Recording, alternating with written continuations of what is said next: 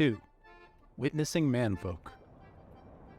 When Serena turned 16, she swam as fast as she could, up to the surface to see the Manfolk, that they might be understood.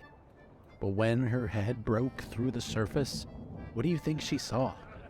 A vessel floating on the surface as long as a sea monster was tall. She marveled at its colored mass of purple and of gold, and the little school of white things that floated around the vessel bold. They shrieked and called discordant songs as they scavenged for a meal. Serena then thought to herself, "How can this all be real?" She swam a fair bit closer, keeping out of sight. She didn't want to stir up a storm or cause the Manfolk fright. And as she did, she heard a voice cutting through the waves, and it was the sound of a man-bard, and he was heaping out praise. Prince Silas drew closer to the burning building, as it swayed and almost collapsed. He heard the screams of the little ones trapped inside the black.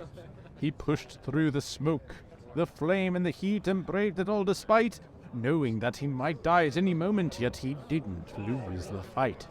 He saved 5 children, all the ones who were trapped there in that house, selflessly braving the fire of Hephaestus and the danger all about.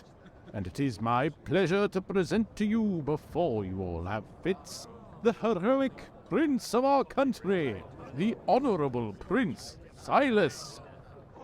The people clapped, and the prince stepped out. Serena was amazed. Hearing stories of the man's bravery made it hard to move her gaze. The people sang a simple song, and Serena joined right in. She wished she hadn't soon after, as the air began to spin. Waterspouts, whirlpools, maelstroms, rain, and more. Lightning raged, thunder roared, and the Manfolk were shook to the core.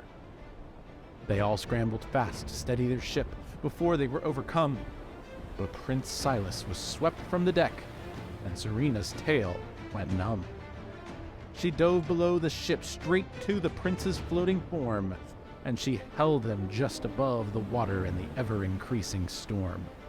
Her tail screamed in pain and effort as she pushed for the extra weight, but she had to save this one who'd saved lives. No mind the pain that was great. She dragged and dragged with all her might until she reached dry land. Her skin and scales cried out on contact with the still hot sand. She beached herself for a moment and stared down at his face.